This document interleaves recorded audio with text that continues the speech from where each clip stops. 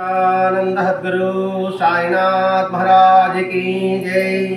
सद्गुरु भरद्वाज महाराज की जय। गुरुदेव दत्त। सद्गुरु श्री साईनाथ सानिध्యంలో ఆచార్య భరద్వాజ మాస్టర్ గారి యొక్క ఆశీస్సులతో ఈరోజు శ్రీ సాయి నిలయంలోని బాబాని సేవించిన భక్తుల గురించి, సేవకుల గురించి, వారి యొక్క జీవిత విధానం గురించి, వారు ఏ విధంగా బాబా సన్నిధికి లాగబడ్డారో అనే విషయం గురించి, తద్వారా వాళ్ళు ఏం పొందారు అనే విషయమే ఈ గ్రంథం యొక్క స్వరూపం. అంటే మహాత్ముని దర్శించి, మహాత్ముని సేవించి మనం ఏం పొందాము, సేవించాము, పూజించాము, అర్చించాము. అది బాహ్యమైన పూజ అర్చన లేక అంతరంగంలో నుంచి వచ్చిన పూజ అర్చన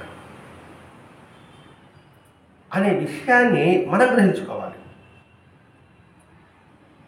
మహాత్ముల యొక్క దర్శనము, స్పర్శనము, వారి యొక్క అనుగ్రహము కలగాలంటే గత జన్మల పూర్వజన్మ సంస్కారం అనేది ఒకటి ఉండవలే. ఆ సంస్కారమే మనిషిని మహాత్ముల సన్నిధికి తీసుకొస్తుంది. ఇది అనేక మంది మహాత్ముల విషయంలో మనకి నిర్ధారణ అవుతుంది. ఎందుకంటే గత జన్మలో ఎలా ఉన్నారు, ఆ జన్మల యొక్క పూర్వపుణ్యమే ఇప్పుడు ఇలా రాబడి ఉంది. ఏదో ఇక్కడ మహాత్ములు చెప్పడమే కాదు, మనం మామూలుగా లౌకికంగా కూడా చూస్తూనే ఉంటున్నాం. ఉన్నట్టుండి అట్టడుగున వాడు కోటీశ్వరి అయిపోయాడు. వెంటనే ఏమంటారు, పెట్టి పుట్టాడు. కోటీశ్వరింట్లో ఒక కొడుకుగానో కూతురు గారు పుట్టారనుకోండి, పెట్టి పుట్టారంటారు. అంటే అర్థం ఏంటి? పెట్టి పుట్టారంటే ముందుగా డిపాజిట్ చేసుకున్నాడు.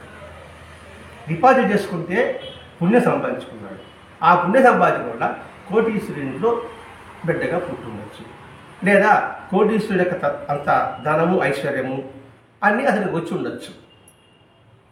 అంటే పెట్టి పుట్టాడంటే గజనములో పుణ్యం చేసి ఉంటాడు, లేకపోతే అటువంటి ఇంట్లో పుట్టరు కదండి. దానికి ఉదాహరణ శంకరాచార్య చెప్తారండి. ఒకే రోజు, వారం గురువారమే, ఒకే టైం ఉదయాన 5 గంటల 5 నిమిషాలకే ఎంతమంది డెలివరీ అయి ఉంటారు, ఎంతమంది పిల్లలు పుట్టుంటారు. మన మన మన రాష్ట్రంలో అనుకోండి, గురువారమే 5 గంటల 5 నిమిషాలకే.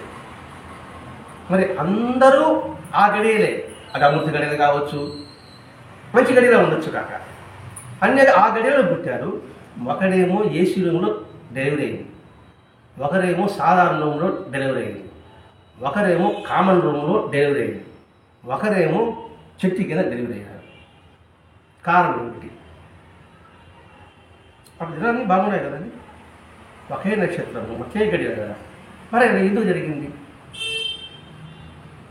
ఇట్లా ఆలోచించుకుంటాం. అర్థమైన భావిస్తున్నాం. ఎందుకు ఇలా తారతమ్యాలు కాదు, మనం ఏమి చేశామో దాని తగ్గ ఫలితమే మనకి వస్తుంది. నువ్వు ఏది చేస్తే అదే వస్తుంది. చిన్న సూత్రమే. నేను కాకరకాయ విత్తనం నాటాను, మామిడి పుండు రావాలని ఎలా వస్తుంది? మామిడి పుండు విత్తనం నాటాను, నా కొబ్బరికాయ రావాలని ఎలా వస్తుంది? అలాగే నా సంస్కారం ఇంతకుముందు ఎలా ఉందో ఆ సంస్కారం ఇప్పుడు వచ్చింది. దీన్ని వచ్చేది తెలుసుకున్న తర్వాత దీన్ని వృద్ధిలో తీసుకురావాలి. కోటీశ్వరునిలోనే పుట్టాను, నాకు డబ్బు బాగా వచ్చింది, నాకు డబ్బు వచ్చిందని చెప్పేసి నేను దుర్వినియోగం చేసుకుంటే తిరిగి తర్వాత దినంలో కటికి పేదవాడిగా జన్మిస్తాను. వాస్తవం అది. ఇచ్చిన ఐశ్వర్యాన్ని దుర్వినియోగం చేసుకున్నాం. అలా కాకుండా ఆ ఐశ్వర్యం వృద్ధి చేసుకున్నాం అనుకోండి, అంతకంతకు ఇంకా పెరగడానికి అవకాశం ఉంటుంది. అర్థమైన భావిస్తున్నాం. ప్రతి ఒక్కటి కూడా మనం సూక్ష్మంగా అర్థం చేసుకోవాలి ఇక్కడ. అలాగే మానవ దేహం వచ్చింది, దీన్ని సద్వినియోగం చేసుకున్నాం అనుకోండి, ఇప్పుడు ఉన్న ఈ స్థానం నుంచి ఉన్నత స్థానానికి వెళ్ళగలం. ఇప్పుడు ఈ సేవలంతా కూడా అబ్బా వాళ్ళకి వచ్చారు, వాళ్ళకి ఎంత అదృష్టం కలిగింది అని అనుకుంటుంటాం మనం. నువ్వు షిరిడీకి అనుకోండి, అక్కడ ఆ పూజారులు అభిషేకం చేస్తూ ఉంటే, అభిషేకం చేస్తూ ఉంటే ఎలా ఉంటుంది? అబ్బా ఎంత పుణ్యం చేసుకున్నానే, మనకి ఇప్పుడు ఆ క్లాస్ వస్తుందా అనుకున్నానండి నేను, మీరు కాదు అనుకున్నాం. తర్వాత కదా అర్థమవుతాడు ఎన్ని జన్మల పూర్వపుణ్యమో. షిరిడీలో ఉన్న పూజారులను చూసి మనం ఏ విధంగా అయితే వాళ్ళు ఎంత పూర్వపుణ్యం చేసుకున్నారు అని అంటామే, అలాగే రామకృష్ణ పరమహంస అధ్యక్షులందరూ కూడా ఒక్కొక్కరు 92 సంవత్సరాలు 80 సంవత్సరాలు ఉన్నారు వాళ్ళు. మరి వాడు అంత సేవ చేయడానికి ఇన్ని జన్మల సంస్కారం వాళ్ళు ఉంటుంది. ఇట్లా ఆలోచిస్తాం అంటే ఒక్కసారిగా మనలో మనిషి ఏంటంటే ఇప్పటికప్పుడే తరించేస్తా అనుకుంటున్నాం మనం. ఏది 4 సత్సంగాలు చెప్పేటప్పటికి, 4 పారాయణ చేసేటప్పటికి, 4 కీర్తనలు పాడేటప్పటికి, 4 పూజలు చేసేటప్పటికి, అబ్బా ఈ జన్మకే నాకు చేసి మోక్షం వచ్చేస్తుంది, నేను వివేకాలు అనుకుంటున్నాను. అంతా తెలిసిపోతుంది. పాలు చికెన్గా మీటర్ వేసి చేస్తుందా, ఎంత పర్సెంట్ తెలిసిపోతాం వల్ల అంతే. ఎంత పర్సెంట్ తెలిసిపోయేదే సత్సంగం. ఇది మీటర్ లాంటిది. ఈ సత్సంగంలో ప్రతి ఒక్క మాట కానీ మీటర్కి నేర్చుకున్నాం, ఊరి మనం ఎక్కడ ఉండాలా నాయన, మనం ఇప్పుడిప్పుడు అడుగు పెడుతున్నాము అనే భావం వస్తుంది. ఈ సత్సంగం మీటర్ లేదనుకోండి, పాలు తెల్లగానే ఉంటాయి, చికెన్గా కనబడుతుంది. చికెన్గానే ఉన్నాంలే అనుకుంటాం. అందుకే ఎవరికి వారు ఆత్మ పరిశీలన తీసుకోవాలి. ఆత్మ పరిశీలన, ఆత్మ విమర్శ, ఈ ఆధ్యాత్మికత. అట్లా ఈ జిద్వేశ్వ అనే భక్తుడు అంటే ఎంతమంది నానాయకులకు వచ్చారు, బుద్ధి వచ్చారు, హేమంత్ పంత్ వచ్చారు, సాటి వచ్చారు, నాకు ఎంతమంది బాగా చదువుకున్న వాళ్ళందరూ వచ్చారు. ఈ భీష్మ కూడా దాదాపు చదువుకున్నవాడు పెద్ద ఉద్యోగం చేసుకుంటూ వచ్చాడు. కొంతకాలం అయిన తర్వాత ఇతడు స్వాతంత్ర ఉద్యోగంలో పాల్గొన్నారు. బాబా ఉద్యోగంలో చాలామంది కూడా స్వాతంత్ర సంగ్రామంలో పాల్గొన్న వాళ్ళే. అలా ఈ భీష్మ కూడా స్వాతంత్ర సంగ్రామంలో ఈయన కూడా పాల్గొన్నాడు.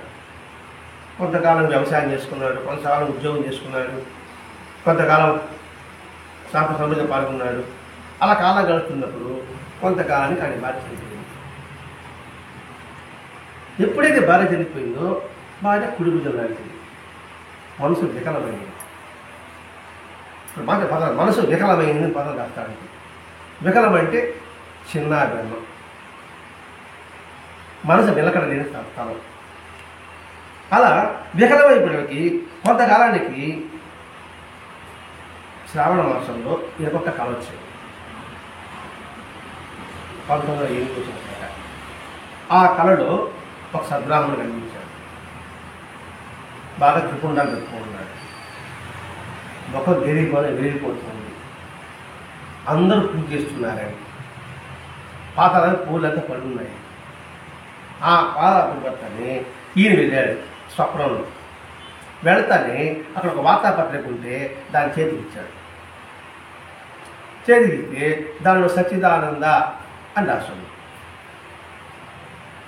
ఏం సచ్చిదానంద రాసి ఉంది, దానికి ఏమి ఏదో అనుకున్నాడు అంతే. వెంటనే మరొక పేపర్ ఇచ్చాడు. ఇస్తానే దాంట్లో మంత్ర వశికావా అని పదం రాస్తాం. అంటే ఏంటి? ఆ మంత్రాన్ని నువ్వు నేర్చుకో,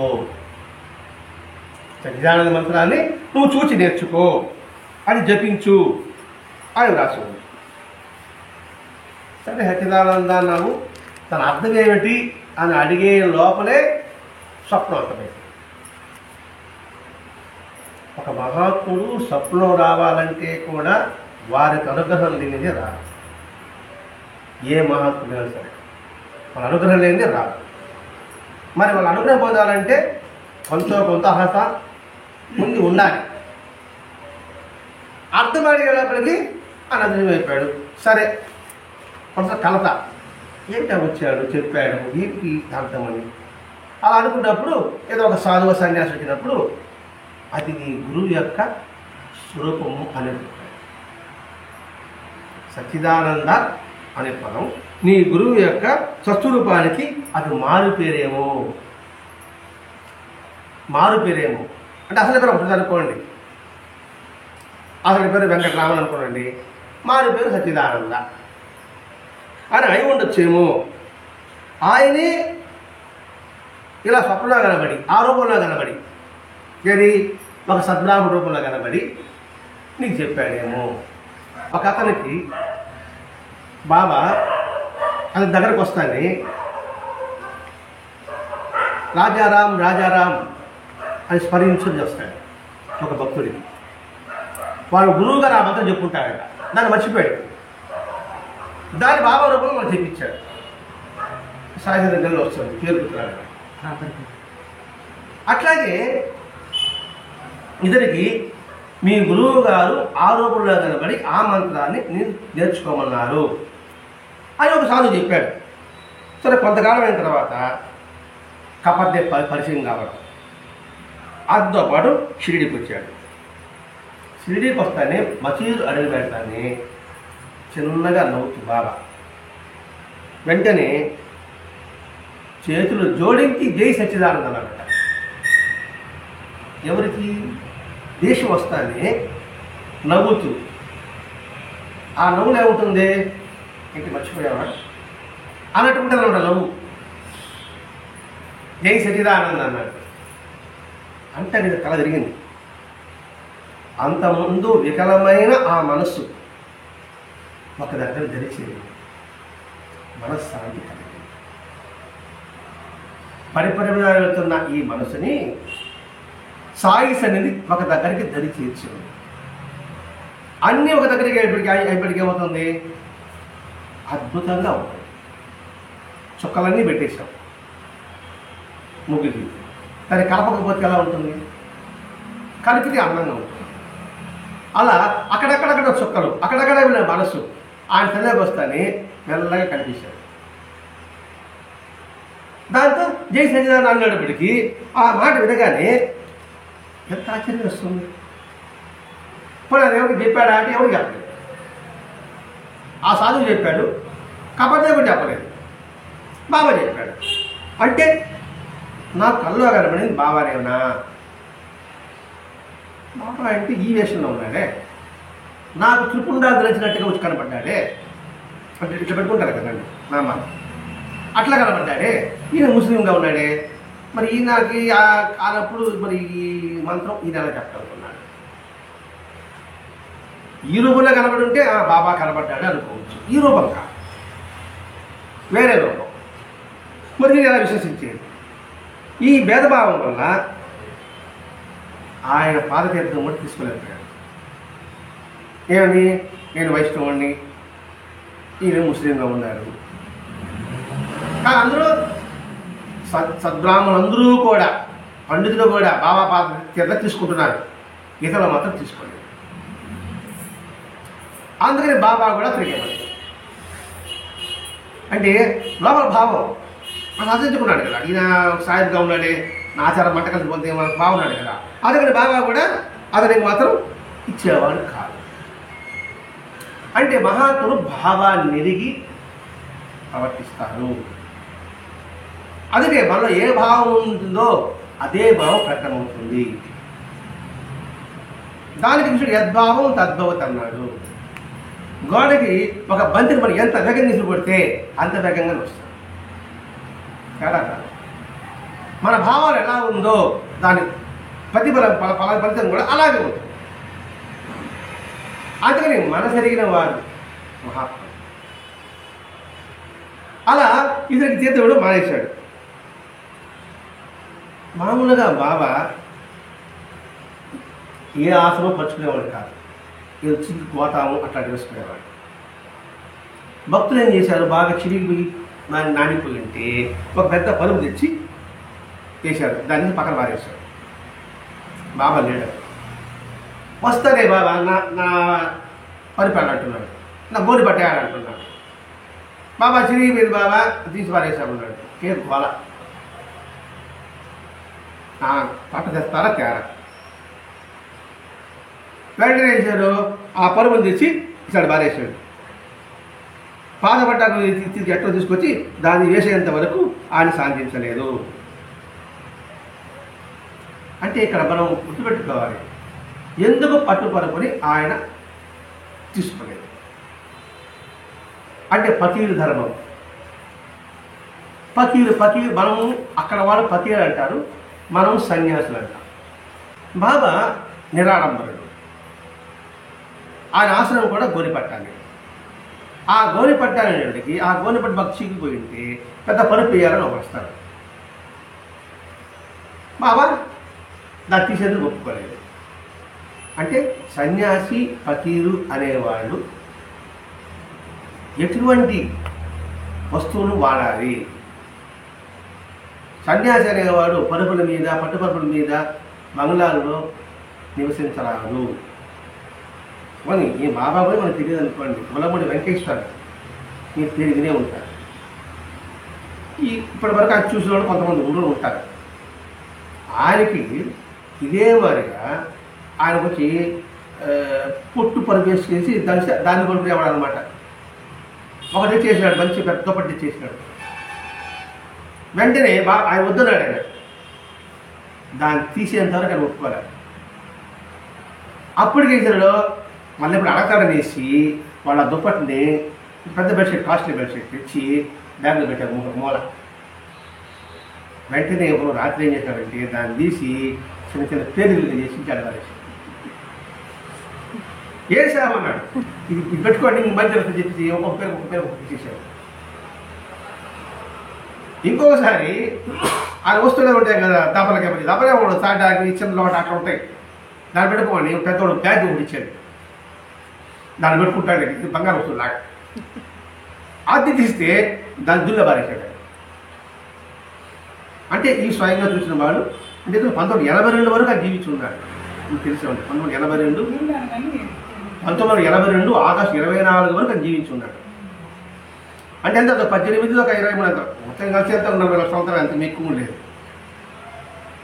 సన్యాసి అనేవాడు అలా ఉంటాడు. అందుకే బాబా తగ్గించాడు వారికి. కానీ భక్తికి ఎప్పుడు పరవశమే. భగవంతుడు భక్తికి ఎప్పుడు పరవశమే. ఎందుకనంటే దానికి ప్రమాణమే మనకి ఏదైనా భారతము రామాయణం భాగవతాలు అన్నాడు. ఆ భక్తిగా పరవశంలో ఇప్పుడు మనం వెళ్ళిపోతున్నాం. కొత్త అయిన తర్వాత నమ్ములు భీష్మ కొత్త కూడా వచ్చాడు కదా, నువ్వు అడుగు నువ్వు చెప్తే తింటాడేమో అనేసి ఈ భీష్ముడిని పూలు తిప్పారు. ఇక పరుపు తెచ్చేసుకొని ఇది నువ్వు విన్నాడు కదా ఈ మాట. ఇక అడుగుతాడా మళ్ళీ మళ్ళీ అరస్తాడు, కేకలు పెడతాడు అని గమ్మున్నాడు ఈ భీష్మ భక్తుడు. సరే ఇంత అడుగుతాడని చెప్పేసి ఆ పరుపు తెచ్చి పెట్టారు. బాబా అన్నాడు అనమాట. దీన్ని వేస్తాను, దాన్ని తీసేస్తాను, దాన్ని వేస్తాను, అది తీసేస్తాను. ఇటు సైన్ చేశాడంట. ఇంకా మహాశక్తి యాత్ర అనుకుంటాడు ఉద్దేశంతో. అలా సైన్ చేసేప్పటికి వెంటనే బాబా ఆయన సైకిల్తాడు. అలాగే అన్నాడు. చూడండి ఇక్కడ భక్తి పరంగా ఎందుకు చెప్తున్నాడు. ఇంతకుముందే వద్దన్నాడు, ఇప్పుడు ఏమంటున్నాడు. కారణం ఏమిటో గమనించాలి. అంటే పక్షపాతం ఏమన్నా అంటే భీష్మ అంటే ఏమన్నా డబ్బు ఉండేవాడన్నా అందులో ఏమంటున్నాడా? మనం ఇట్లా ఆలోచిస్తామండి. ఆయన డబ్బు ఉన్నాడు కాబట్టి ఆయన మాట విన్నాడు, మన డబ్బులు లేదు కానీ మాట వినలేదు అనుకుంటాం. భగవంతుడు ఎప్పుడో భక్తికే పరవశుడు. దీనికి ఉదాహరణ కృష్ణ భగవానుడు రాయబారానికి వెళ్తాడు. వెళ్ళినప్పుడు దుర్యోధనుడు పిలుస్తాడు, మా అంతపాడికి రా అనేసి. తన విదురుడు పిలుస్తాడు. పేరు నా విదురుడు పిలుస్తాడు. వాళ్ళు పోతాడు అంటాడు. అప్పుడు దుర్యోధనుడు అంటాడు, నా దగ్గర లేనిది అతని దగ్గర ఏమున్నాడు, అతని దగ్గర లేనిది అతనికి ఉండేది నా దగ్గర ఏం లేదన్నాడు. అంటే చెప్పాడు, నేనయ్యమ్మ అన్నాడు. నీకు అహంకారం, అతనిలో మమకారం. అక్కడ పోయిన తర్వాత విధుడు ఏం చేశాడు, పారవశత పోయి అరటిముండు వచ్చి తొక్కించాడు. వాళ్ళు సినిమాలో చూశారు, చదవకపోయినా కూడా సినిమా చూశారు. నేను పాపించాడు, ఆడపోయి తొక్కిచ్చాడు అన్నాడా. ఎంత తిరిగేటప్పుడు చూడాలండి, సినిమాలో చూద్దాం. ఆ సినిమాలో ఆ కృష్ణుడు వేషం వేసిన చూస్తా అంటే ఆ పక్క పోతా అంటే నువ్వు సగంలో పోతుంది. ఇప్పుడు సినిమాలు అట్లా తీయేస్తారు అనుకోండి, సగంలో పోతేస్తారు, కట్టుబడి ఉండదు. సగం మీద తీయేస్తారు అనుకోండి, సగం నవ్వలొద్దా. అందుకే భక్తికి పరవశుడు ఆయన. అదేవిధంగానే బాబా చేతుల్లోనే బాబా కింద పడుకుంటాడని చెప్పేసి ఒక వ్యక్తి 4 మూర పొడవు ధ్యానాన్ని వెళ్ళదు ఒక చక్కిస్తాడు, దీన్ని పడుకోమంటాడు. మీరు బాబా చదివారా? కొంచెం గుర్తు చేస్తారు అంతే, అందరూ చదివిన వాళ్ళే గుర్తు చేసుకోవడానికి సత్సంగం అంతే. కొత్తగా మళ్ళీ చదువుతుంటే మళ్ళీ కొత్తగానే ఉంటుంది, అది మర్చిపోతున్నారు. వాస్తవం అదే. అదే ఎందుకంటే నివురుగప్పుడు నిప్పు అంటారు. నెక్స్ట్ అధ్యాయానికి వెళ్ళేటప్పుడు కూడా ఈ ముందు అధ్యాయం ఏం చదివామని ఒకసారి రీకలెక్ట్ చేసుకున్నా కూడా మళ్ళీ నెక్స్ట్ టైం అది కొత్తగానే ఉంటుంది. అందుకే వాళ్ళ యొక్క అదే దానికి అమృతం తప్పే పదం వాడతారు. అంటే వారి అక్షరము నాశనం. సరే మనం నేను చదివేది అంత ధ్యాస పెట్టి చదవలేదా అనేసి అనుకునేది నేను. అట్లా ఉండదు. ఎందుకంటే అందుకే చెప్పాం, ఒకేసారి ఉన్నస్థితికి పోతాను అనుకుంటున్నాం మనం. పోలేము, మెల్లమెల్లగా పోవాల్సిందే. మీరు 10 సార్లు 20 సార్లు చదివారనుకోండి, 21 సార్లు అంటే గుర్తుంటుంది. అలా గుర్తు తెచ్చడం కోసమే బాబా మిమ్మల్ని ఇక్కడికి ఈరోజు దక్కించాడు. అంతే, కారణం అదే. అలా నిరంతరము అలా మననం చేసుకుంటున్నప్పుడు అలా గుర్తుండిపోతుంది. ఇక్కడ చక్కబల్లి ఇచ్చారు. 4 మూర పొడవు అంటే ఎంత ఉంటుంది? మనమే 5 అడుగులు ఉంటాం. 4 మూరలు అంటే ఇక్కడికే వస్తాయి. 4 మూర పొడవులో జాల వెడల్పు, ఈ వెడల్పులో మన శరీరం కనీసం 3 జాలన్నా ఉంటారు. ఎలా పడుతుంది? బాబా అతన్ని తీసుకుని దాన్ని తీసి పైన కట్టి ఆ పాత ఉడిపిల్లి కట్టాడు. మరి అది పడుకున్నాడా లేదా? పడుకున్నాడు. ఎలా పడుకున్నాడు? అది ఎవరు చూడలేదంట పడుకునేది కూడా. పడుకున్నారు, చూసినోడు రాసినోడు హేమంత్ పంత్. కాబట్టి మనం విశ్వసించాల్సింది.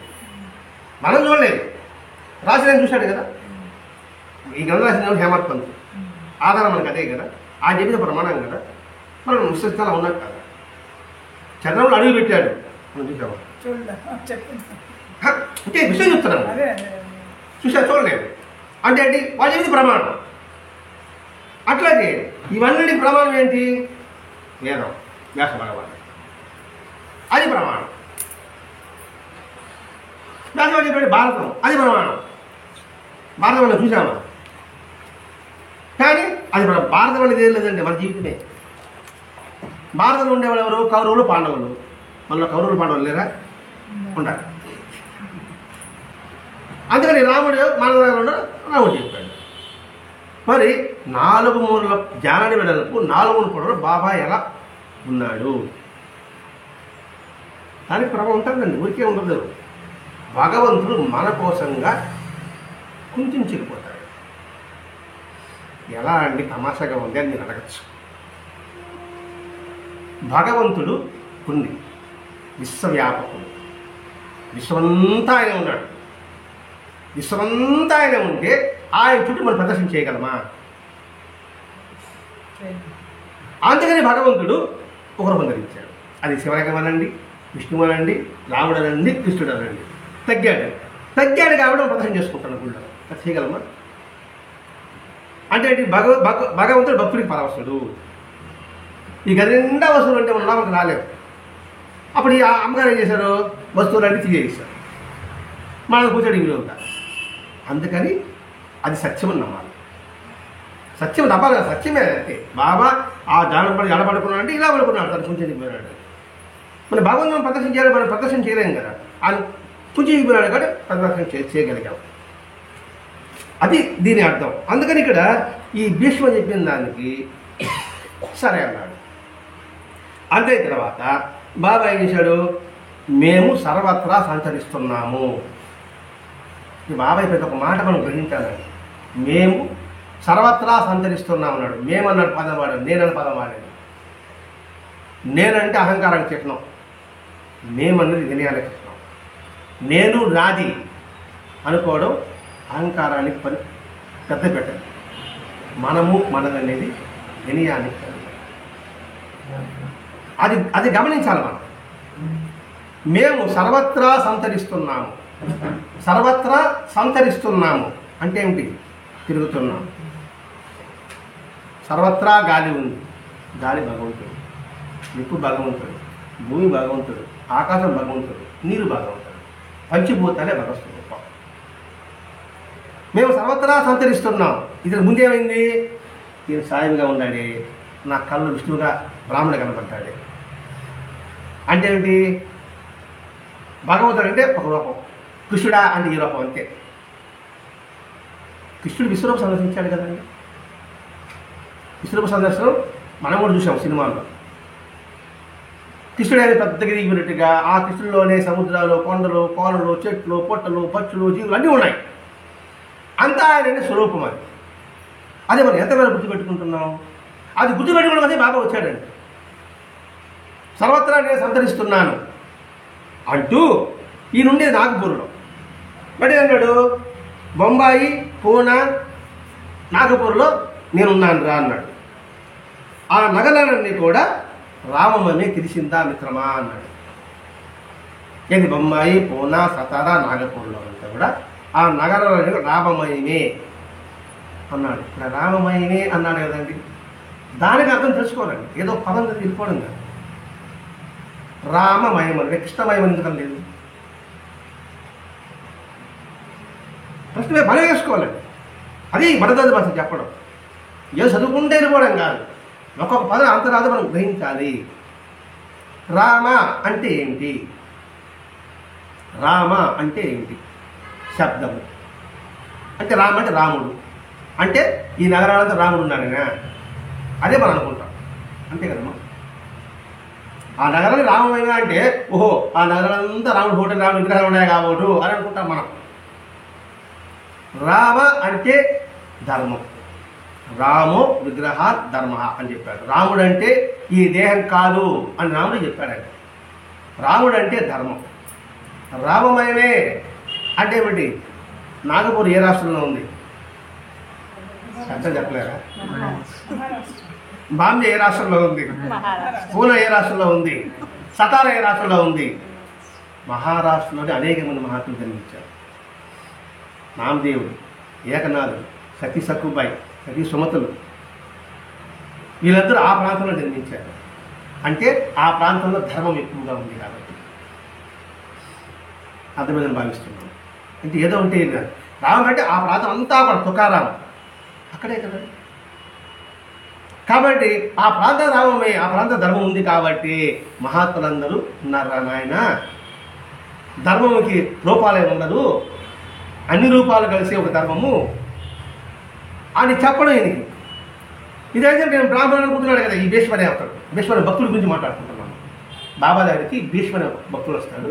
అతని గురించి చరిత్ర ఇదే. నేను బ్రాహ్మణుడు కదా అని అనుకుంటున్నాడు. కాదు నాయనా, అవంతా కూడా రామమయమే తెలుసుకో అని మిత్రమా సంబంధం కలుపుకున్నాడు. కొద్దిగా నువ్వు నా స్నేహితుడిగా అని భావించుకొచ్చినాడు అని అంటూ కొద్దిసేపటికి నువ్వేదైనా నాకు పెట్టకుండా తింటున్నావే, ఎప్పుడు నువ్వు ఒక్కడే తింటున్నావే, కనీసం ఇప్పుడైనా 5 లడ్డులు పెట్టు అన్నాడు.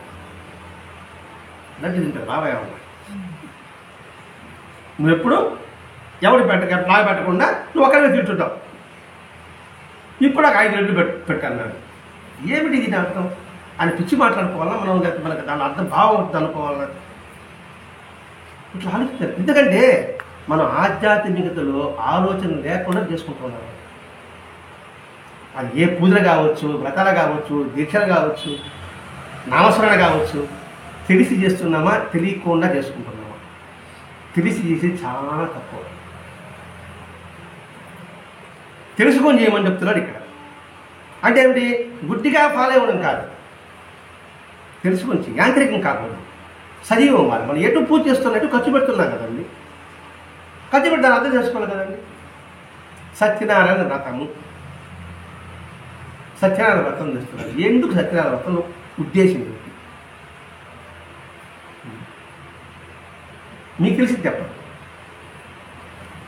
ప్రశ్న కాదు, అంటే తట్టి లేపడం. ఎందుకంటే ప్రతి ఒక్కరిలో కూడా జ్ఞానం ఉందండి. అందుకే బ్యూరుగా పిలుపని చెప్పాను ముందు. అందరూ జ్ఞానం ఉంటుంది. ఆ జ్ఞానం బూడిది కప్పబడి ఉంటుంది. ఇప్పుడు ఇంతకుముందు పొయ్యిలో విడిచారు కదండి. బూడిద పట్టి మనం ఏం చేస్తాము? బొరపెట్టి పోతాం. బూడిద పోతే నీకు ఉందా లేదు అందులో. అలాగే అందరూ జ్ఞాన సంపన్నులే. ఇందులో ఎవరు తెలివి తక్కువ ఎవరు ఉండరు. ఈ మాట వివేకం చెప్పాడు అన్నమాట స్వామి వివేకానందే. అందరూ జ్ఞాన స్వరూపులని. ఆ బూడిని లేపడం కోసం మిమ్మల్ని అడుగుతున్నాను. సత్యనారాయణ వ్రతము చేస్తే ఏదో మంచి జరుగుతుంది, ఏదో గుడ్డిగా చేసుకుంటున్నాం.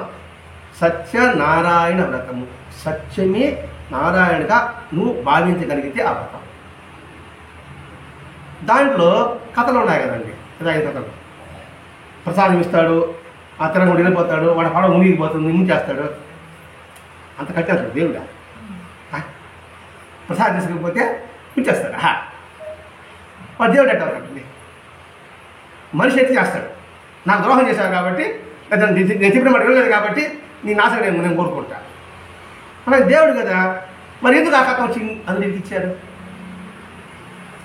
ఆ కథ గుర్తింది నేను చెప్పడం లేదండి. ఎందుకు ఇచ్చారంటే ప్రసాదం అనేది భగవంతుడు అనుగ్రహం రా ఆయన, అవి తీసుకుంటే నీకు శుభం కలుగుతుంది. ప్రసాదం అంటే కొంచెం మనం ఎలా తీసుకుంటారు? కొంచెం భక్తిగా తీసుకుంటారు, కొంచెం అట్టేసుకుంటారు, కొంచెం ఇటు అనుకుంటారు. తేడా ఉందా లేదా? ఇలా వేసుకోవడం కాదు, అది భగవంతుడు నాకు అనుగ్రహించిన ప్రసాదం అని కళ్ళకత్తుకొని చేపడతారు. అదే ఆ కథలో ఉద్దేశం అని, అంతేగాని ఆ సత్యాన్ని కట్టేటువంటి కాదు.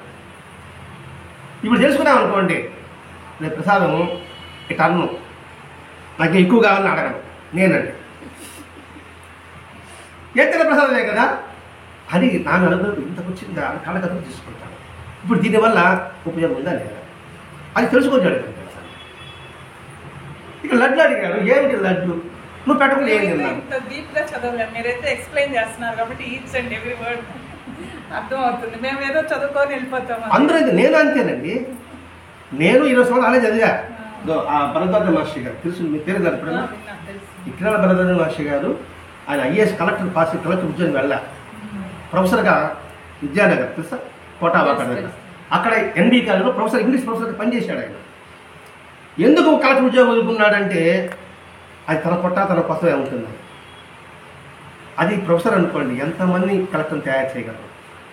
తద్వారా ఆయన ఎంతమంది చైతన్యం తీసుకొచ్చాడు. నైతిక విలువలు అడగండి పోతే ఈ సమాజంలో నైతిక విలువలను ప్రవేశపెట్టాడు. దాని గుర్తుగా బాబాకి ముందు పెట్టాడు. ఆయన 1963 ఫిబ్రవరి 9వ తారీఖున సిడీకి వెళ్ళిన తర్వాత ఆయనకు ఒక అనుభూతి కలిగింది. అంతకుముందు ఆయన నాస్తికుడే, ఇతండవాదినే. ఉపనయనం చేసుకోమంటే ఆయన వైష్ణవ బ్రాహ్మణుల వల్ల ఉపనయనం చేసుకోమంటే ఎందుకు తీసుకోవాలన్నాడు వాళ్ళ నాన్నని. వాళ్ళ గమనించాడు. 17వ సంవత్సరాలు చేసుకున్నాడు ఉపనయనం. ఎందుకని ఏమో చూద్దాం చేసుకుంటే ఏమొస్తాను చేసి అట్లాంటి తత్వ అన్వేష ఆయన చెప్పడం వల్లే ఇవన్నీ కూడా. ఎందుకంటే ప్రతి ఒక్కటి కూడా వివరణ తీసుకోవాలి. ఇప్పుడు రామాయణం చదువుతున్నాము, రామాయణంలో రాముడు గొప్పవాడు. ఎంత గొప్పవాడండి, నిండు గర్భిణి తగ్గించాడు. అనుమానం కాదా? అప్పుడు వేసుకోండి ఉత్తరాడే దేవుడు దండం పెట్టి ముందు అంటాం. దానికి కారణం ఉంది, అది తెలుసుకున్నామనుకోండి. ధర్మత ఎలా అవుతాడండి రాముడు? అది తెలుసుకోమని అందరూ సత్సంగం పెట్టాడండి.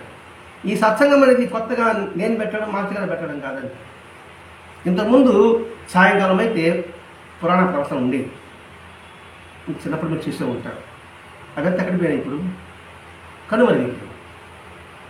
ఆ కనుమరుగైపోయిన దాన్ని భరద్వాజ మహర్షి గారు పిలుపుని తీసుకొచ్చారు. ఎందుకు తీసుకొచ్చావా అంటే, నేనా తీసుకొచ్చానయ్యా, మర్చిపోయింది దాన్ని గుర్తు చేశాను అన్నాడు ఆయన. మరి చెప్పేది ఎవరు అని అడిగారు. జగద్గురు ఆదిశంకరాచార్య, మీరు వినే ఉంటారు. ఆయన పుట్టినరోజు మొన్న ఆదివారం రోజు అనుకుంటున్నాను, నాకు గుర్తుంటే. సత్సంగత్తే నిస్సంగత్వం, నిస్సంగత్తే నిర్మోహత్వం, నిర్మోహత్వమే నిశ్చలతత్వం, నిశ్చలతత్వమే జీవన్ముక్తి అని చెప్పిన ఆయన శంకరాచార్య. శంకరాచార్య ఎప్పటివాడు? 19వ సంవత్సరమా 18 ఎప్పుడో 14-11 సంవత్సరాలు ఎప్పుడో. అంటే అప్పుడెప్పుడో ఆయన చెప్పిన దాన్ని కనుమరుగైపోయిన దాన్ని బాబా చెప్పాడు. బాబా ఏమో కనుమరుగైపోయిన దాన్ని భరద్వాజ మహర్షి చెప్పాడు. అందువల్ల అందుకే ప్రతిరోజు ఒక్కొక్క దగ్గర. ఈరోజు గురువారం అయితే ఇక్కడ, శుక్రవారం అయితే సాయినగర్, శనివారం అయితే డేగలపాలెం, ఆదివారం అయితే దావాదగుంట, సోమవారం అయితే నాయుడుపేట, మంగళవారం అయితే వెంకటేశ్వమి. ఇలా ప్రతి ఒక్క రోజు మనసుని, వాటి మలినాన్ని శుభ్రం చేసుకోవడానికి ఉపయోగపడతారు. అందుకే అందుకు వివరణ. అలా 5 లడ్లు అన్నాడు. మళ్ళీ వస్తాం దీనికి. నువ్వు ఒక్కడే తింటున్నావు, 5 లడ్లు నాకు పెట్టు అన్నాడు. 5 అనే పదానికి 5 జ్ఞానేంద్రియాలు, పంచేంద్రియాలు 5 ఇంద్రియాలని అర్థం. 5 ఇంద్రియాల అర్థం పంచేంద్రియాలు అంటే. జ్ఞానేంద్రియాలు, కర్మేంద్రియాలు. కర్మేంద్రియాలు అంటే అదే కాళ్ళు, చేతులు, నోరు, మూత్రము. ఇది జ్ఞానేంద్రియాలు అన్నాడు. జ్ఞానేంద్రియాలు అంటే 5 పంచేంద్రియాలు అన్నారు. ఆ పంచేంద్రియాలు ఏంటి? కన్ను, చెవి, ముక్కు, నాలుక, చర్మం.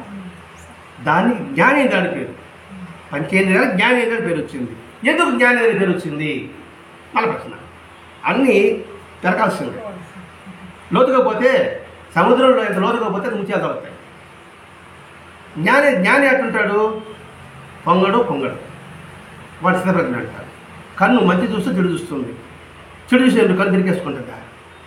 అలాగే వాసన, ముక్కు, రుచి అంతే, స్పర్శ అంతే, గ్రహణం అంతే. అంటే దానికి జ్ఞానం ఉంది. అందుకే జ్ఞానేంద్రియాలు అర్థం. ఆ జ్ఞానేంద్రియాలని నీ వరకే తింటున్నావు, నీ వరకే ఉంచుకుంటున్నావు, నాకు సమర్పించలేదు. ఇక్కడ నాకంటే బాబాకని కాదండి, భగవంతునికి అర్థం, జ్ఞానానికి అర్థం. అంటే ఏంటి? ఈ కంటి ద్వారా, ఈ ముక్కు ద్వారా ఇవన్నీ కూడా నా స్వార్థం కోసంగా వాటికి ఉపయోగించుకుంటున్నా. ఇతరులకి ఉపయోగపడేది నేను చేయించడం లేదు. ఈ నోరు ఇతర ఉపయోగపడే మాట్లాడడం లేదు. నేను చూసింది మంచిది ఇతరులకు చెప్పడం లేదు. ఇట్లా నీకేమో ఉపయోగించుకుంటున్నావు, నాకు సమర్పించలేదు. భగవంతుడికి ఇచ్చిన దాన్ని నువ్వు భగవంతుడికి ప్రసాదంగా నువ్వు దాన్ని సమర్పించవలే. అర్థం కాదు. అంటే పంచభూతాల ద్వారానే మనకు ఆహారం లభిస్తుంది కదా. ఆ పంచభూతాలు మనం ఏది తయారు చేయడం లేదు. డబ్బిచ్చి కొనుక్కున్నా అంటున్నాం, డబ్బు ఉంది, భూమి నుంచి పంట రాలేదు, ఏం చేస్తావు? పోనీ ఒక విత్తనం నాటావు, దానికి అనేక కంకులు వచ్చేయడానికి నువ్వేమైనా ప్రయత్నం చేస్తున్నావా? మరి ఎలా వస్తుంది? మామిడి మొక్క నాటావు, అంత మొదలుగా రావడానికి నువ్వేమైనా కారకులైనావా? కొబ్బరి లోపల నీళ్ళు ఎలా పంపించావు? మన పంపించామా? కొబ్బరి నీళ్ళు లేవు. మన సృష్టిలో ఆయన ఇచ్చినప్పుడు మరి ఆయన ఇచ్చాడు కదా, మన తిరిగి కృతజ్ఞతగా నువ్వు ఇచ్చిన ప్రసాదం అనే భావన ఉంచుకుంటే ఆయన సమర్పించింది. అక్కడ ఆయనకి ఇది పడడం కాదు, భగవంతుడు నాకు ప్రసాదాన్ని భావిస్తే ఆయన సమర్పించినట్టు లెక్క. మనం పూజ చేస్తుంటాం కదండి, అన్ని పదాలు పెడతాము. ఓం ప్రాణాయ స్వాహ, ఓం జ్ఞానాయ స్వాహ అంటాం. యాడ్ తీసుకుంటాం, భావమే కదండి. దేవాలయానికి వెళ్తాము, తీర్థం అంటారు. ఆ తీర్థం బయట నుంచి కొడగలిగిన వస్తాడు కదా, అంటే తప్పని కాదు, నీళ్ళు వస్తాడు కదా. ఆడపోయిన తర్వాత ఏముంది? తీర్థం అయింది. బాగుందా?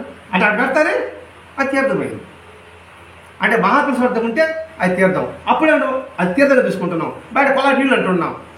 ఆయన సమర్పిస్తారే తీర్థమైంది. ఇప్పుడు ఆ నీళ్ళు ఆయన సమర్పించామండి, అది తీర్థమైందా లేదా? తీర్థం అంటే తరింపు చేసిందని అర్థం అండి. ఒక పువ్వు పెట్టిన కింద పడింది అనుకోండి, తప్పక్కనే అందరూ అనుకుంటారు నాకు ఇస్తే బాగు, నాకు ఇస్తే బాగు, నాకు ఇస్తే బాగు. అది వాడి మీద కూడా ఉంటుంది, ఆయన నాకు వస్తే బాగా అనుకుంటాం. కింద పడి మార్పిగా ఇది ఉంది నాకు, అది అంటారు. కారణం ఏంటి? వాడి సన్నిధిలో వచ్చింది కాబట్టి ఏం చేయడు? ఈ జ్ఞానేంద్రాన్ని నీకు నువ్వే స్వాతంత్రం ఉపయోగించుకుంటున్నావు, అది నాకు సమర్పించు. ఆయన సమర్పిస్తే ఏమవుతుంది? శుద్ధి అవుతుంది. ఇప్పుడు నీళ్ళు కొలాయి నీళ్ళు ఆయన సమర్పిస్తారే శుద్ధి అయిందా లేదా? అలా కన్ను నాకు సమర్పించు అంటే కన్ను గారికి గీవని కాదండి, నా భావాన్ని ఈ ప్రపంచం అంతా దర్శించు అంటే నాకు అర్పించినట్టే కదండి. అని నీకు ఇదే తింటున్నావు, ఇప్పుడు నాకు సమర్పించు, నాకు 5 లడ్లు ఇవ్వు అన్నాడు. ఈయన లడ్లు అంటే మన దృష్టిలో లడ్డు అనుకుంటాం, ఆయన లడ్డు అనుకున్నాడు ఆయన పాపం. అంటే అంతటి తీవ్రంగా ఎవరు మనం ఆలోచించమండి. ఆ మాటలు చెప్తానే మన విచిత్రం, ఏంటి లడ్డు అడిగాడే, ఎందుకు ఎవరో నన్నుందుకు అడిగాడే అనుకుని, ఓహో నా కల్లో కనబడ్డాడే ఆయన ఉండొచ్చు అని బలంగా తోచిందట. చూడండి మాకు స్టెప్ బై స్టెప్ ఎలా వస్తుందో. అయిన తర్వాత అప్పటి నుంచి ఆయన పాదతీర్థం తీసుకోవడం మొదలుపెట్టాడు. తీర్థం తీసుకుంటానే లోపల ప్రకంపనలు మారుతాయండి, వైబ్రేషన్స్ మారుతాయి. ఒక మంచి మాట విన్నాం అనుకోండి, చెవిదర పోయింది అనుకోండి, లోపల ప్రకంపన ఎలా ఉంటుంది, చెడు మాట మీద ఎలా ఉంటుంది. అలాగే ఒక అద్భుతమైన పదాన్ని తిన్నాం అనుకోండి, లోపల ప్రకంపన ఎలా ఉంటుంది. ఒకటి అలాగే గుర్తుండిపోతుంది వస్తువు లేకపోయినా కూడా. ఏ వస్తువు అంటే నాకు తెలిసిన వస్తువు ఆవకాయ. ఆవకాయ అంటే నోట్లో నూనె అవుతూ ఉంటుంది అన్నమాట. అలాగే ఎప్పుడు పాద తీసుకున్నాడో ఇతరులో ఒక రకంలో మొదలుపెట్టాయి. ఒక పారవశ్యం కలిగిందట. లడ్డు ఎవరికి చేయించాలా ఈ షిరిడీలో అని అనుకుంటున్నాడు. నా ఎవరికి చేయించాలా అని అనుకుంటున్నాడు. ఎవరికి చేస్తామబ్బా, ఎవరు చేస్తాం, బాగా చేయాలి కదా, జీడిపప్పు ద్రాక్షేది, అదే మాట అనుకుంటున్నాడు. అలా అనుకుంటూ నిద్రపోయాడు. నిద్రపోయిన తర్వాతనే తెల్లవారితోనే అతని హృదయంలో ఒక కవితా శక్తి పెలుగుతుంది, పరవడు దొరికింది. పాత్ర తాగాడా, అనుకుంటూ పడుకున్నాడా, ఆ తీర్థ పనిచేసిందా, పని చేస్తానే అది బయటొచ్చింది. ఇది జరిగిందంటే కాళిదాసు దీన్నే ఉంటారు పేరు, మూఢుడు. మరి ఎంత గొప్ప భక్తి పరవశుడు అయ్యాడు కాళికాదేవి 4 మీద రాస్తే. అట్లాగే పర్వం చెప్పేప్పటికి ఒక 2 వృత్తాలు మాత్రం రాశాడట. 2 రాసిన తర్వాత మళ్ళా బాబాను దర్శించాడు. మళ్ళీ బాబా లడ్డులు అడిగాడు. చాట లడ్డులు అన్నాడు. తయారవుతుంది అని చెప్పాడు. మరో రోజు కల్లా 5 పాటలు రాయడం పూర్తయింది. 5 పాటలు రాయడం పూర్తయింది. లడ్డు అన్నాడు. లడ్డు ఎలా వస్తుంది? ఒకేసారి తీపుగా వస్తుందా? ముందు కారాగుంది. కారమే, అహంకారమే, మమకారమే. ఆ కారాగుండిని దేంట్లో వేయాలా? జీరాలు వేయాలి. జీరా బాగా కాగాలనా అట్లే ఉండాలన్నా? బాగా కాగాల. ఈ మమకారం బాగా కాగాల. కాగితే స్వచ్ఛత ఏర్పడుతుంది. అప్పుడు కానీ కారం బుద్ధి పడింది అనుకోండి, కారం కాస్త మట్టు మాట తీయదని వస్తుంది. అంటే అహంకారం పోతానే మనిషి నిర్మలం అవుతాడు, స్వచ్ఛత అవుతాడు. తమాషా కూడా అబద్ధం చెప్తాడు ఏమన్నా? ఏమన్నా కాలం ఎప్పుడు దండ పడితే దాని సాధువుడం పోయింది. అలాగే భగవంతుడిని అమృత భాండంలో ఇక మన మనసుని అర్పించామంటే ఈ మనసు ఎంత దుర్గతిమైన మనసు అయినా కూడా సరే అందులో మమేకమైపోతుంది. అంటే మనసంతా కూడా ఆ భగవంతునిలో ఉంచడానికి బాగా కాగాలి. కాగాలంటే కష్టపడాలి. దీనికి ఎవరైనా ఉండాలంటే పాండురంగుడు. పాండురంగ సినిమా చూస్తాం కదా, మొట్టమొదట వాడు ఇన్ని వ్యసనాలకి బానిస అయి ఉంటాడా, తల్లిదండ్రులు ఎంతగా ఇబ్బంది పెట్టి ఉంటాడా. మన సినిమా చూసామండి. తర్వాత ఏమైనాడు పాండురంగుడు? మహాభక్తుడయ్యాడా లేదా? ఎంతగా మహాభక్తుడయ్యాడు? ఎంతగా మారాడంటే ఏం చెప్తే అని ఉన్నాడు పాండురంగుడు. చివరిలో తల్లిదండ్రులకు సేవ చేస్తూ ఉంటాడు. పాండురంగుడు వస్తాడు, వచ్చాను అంటాడు. నువ్వు సేవ చేయాలంటాడు. నేను నిలబడలేకున్నాను అంటాడు. ఆడు రాయి తీసుకుంటే దాన్ని నిలబడతాడు. దాన్ని నిలబడతాడు. ఒక రాయి ఎలా నిలబడతాడు? బ్యాలెన్స్ ఉంటుంది కదండి, ఉంటుంది కదా. అందుకని ఈసారి సపోర్ట్ ఇల్లు పెట్టుకున్నాడు అనమాట. వాస్తవం మనం ఊహించుకుంటున్నామండి. జరిగిందా జరగదు వద్దు. మనం ఒక రాయి మీద ఒక రాయిని నిలబడగలమా? మన చెడు పోతాం కదండి. ఇప్పటికే నిలబడగలం కదా. అందుకని పాండ్యం నిలబడుతున్నాడు. అంటే అతనికి పరిస్థితి బసవయ్యాడా లేదా? మన మనసు ఎప్పుడూ కూడా భగవత్ సన్నిధిలో పెడితే మనం కూడా పవిత్రం కాగలము. అలా లడ్డు అవుతుంది. ఆ లడ్డు తయారైంది. అంటే ఇట్లా అవుతుంది ఎందుకు చెప్పుకుంటే, ఇప్పుడు లడ్డు చూసామనుకోండి ఇది గుర్తొస్తాడని అది కాదు. ఏ రకమైన భగవద్గీత గుర్తొస్తాడు కదండి ఆ క్షణం చాలు. అయిన తర్వాత ఆయన చేతిలో పెట్టాడు. సరే పాడమన్నాడు. పాడుతుంటే వెంటనే తన మీద చేయి పెట్టాడు. హస్తస్పర్శ పెడతానే 5 కాదు, మిగతా అన్ని పాటలు అందరం పాడగలిగాడు. అదే మేము పాడేది పాట. ఆ తర్వాత అలా నా చిన్నపుత్రంగా అయితే సంస్థాన వాదాన్ని రిలీజ్ చేశాడు. అంటే చేయి హస్తస్పర్శ తగలగానే ఎంతటి అనుగ్రహము అంటే మహాత్ముల యొక్క తేజ స్పర్శ మనల్ని పునీతం చేస్తుంది. ఇంకా మహాత్ముల వారిని వస్తువులు ఎంత పవిత్రంగా ఉంటుంది. అదే ఇవన్నీ ఇప్పుడు బట్టలు తెచ్చిపెట్టుకున్నానే మహాత్ములు వాడిన బట్టలు.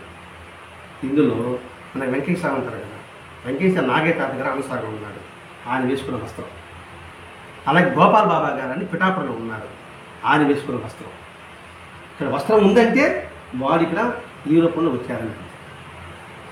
ఇది మనం వెళ్ళినప్పుడు అక్కడ మనకి ఇచ్చారు కాబట్టి ఒక 3 భాగాలు చేసి, ఒకటి సూళ్ళూరుపేట, ఒకటి సాయినగరు, ఇంకోటి నాయుడుపేట, 3 భాగాలు చేసుకుంటూ ఉంటారు. అంటే 3 దగ్గర అది ఉంటుంది.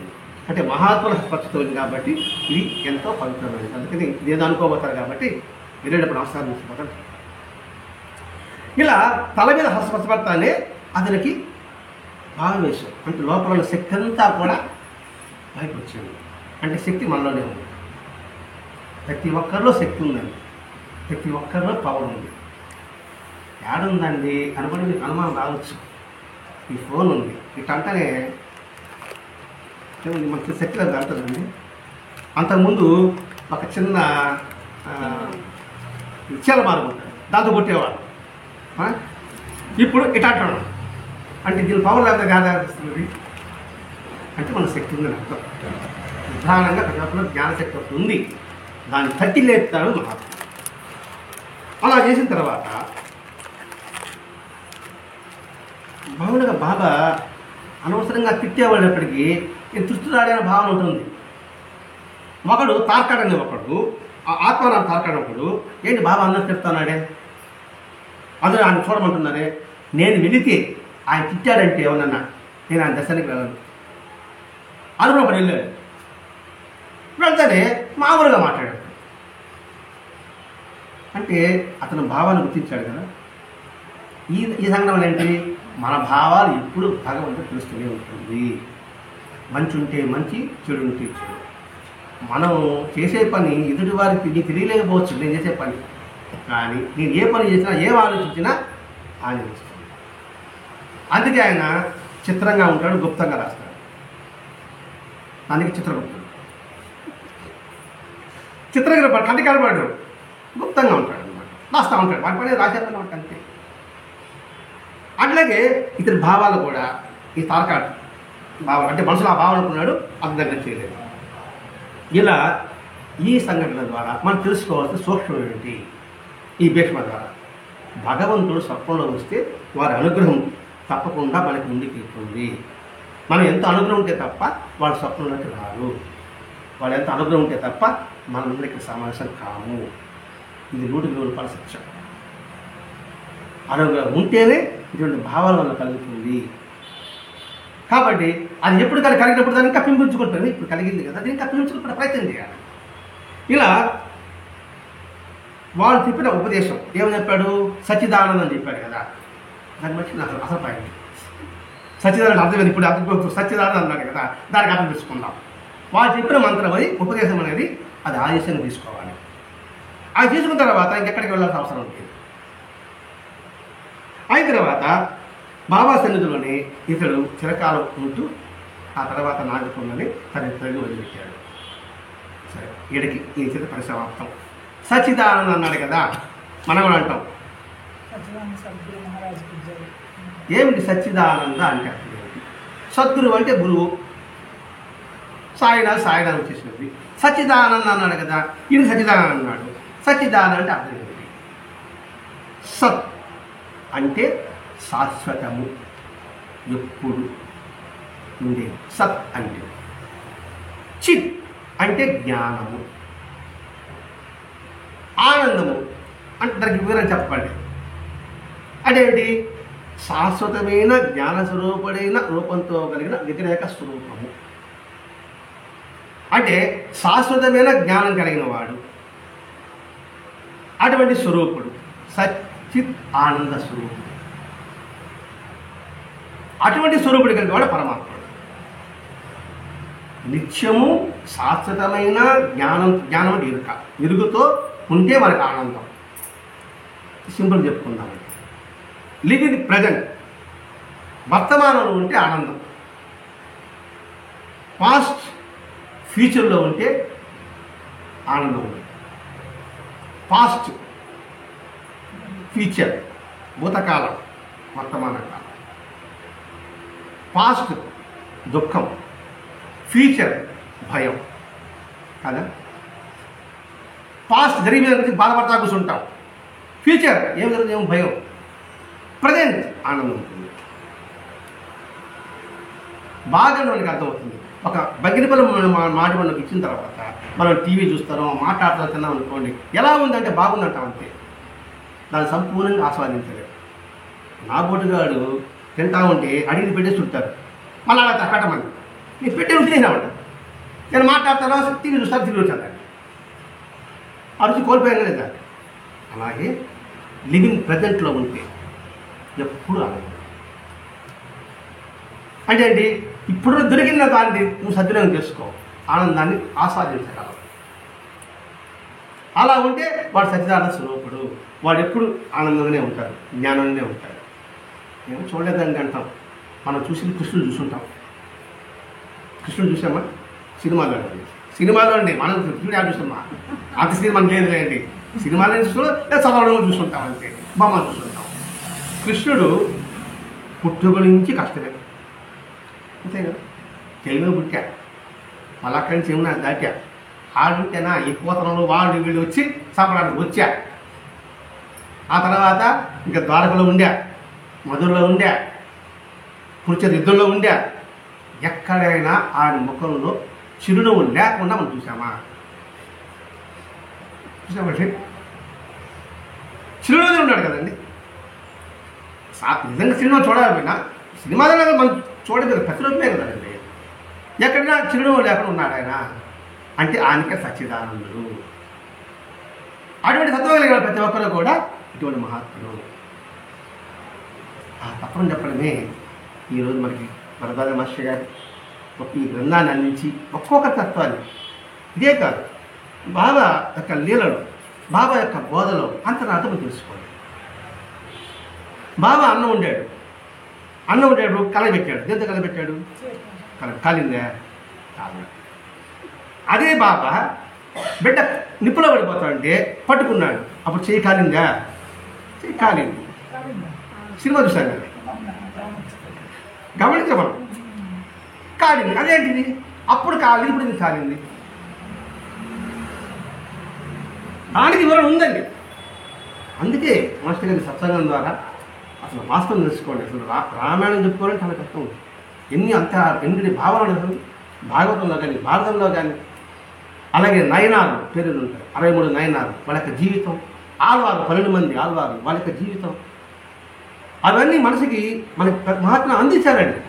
మన మనసు పరిపాలనకి పోతుంది, నాయన దాంట్లో రండి, మీరు వారి జీవితం ఆదర్శంగా తీసుకోండి, ఈ పవిత్రమైన ఈ దేహానికి సాధక చేసుకోండి. జంతువునాం నరజల్ల దుర్లభం అన్నాడు రాజశంకరాచార్యుడు. దుర్లభం అన్నాడు అంటే ఏంటి? ఉత్తమం చెప్పలా, దుర్లభం. ఈ దేహం రావడమే చాలా కష్టం తెలిస్తే వాడు సద్వినియోగం చేసుకుంటాడు. కష్టపడి సంపాదిస్తే డబ్బు విలువ తెలుస్తుంది, మధ్యలో వచ్చిన డబ్బు వాడికి విలువ తెలుస్తుంది.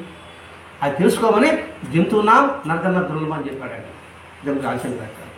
కాబట్టి దుర్లభని ఈ మానవదేహం మనకి వచ్చింది, అదృష్టంగా ఉంది.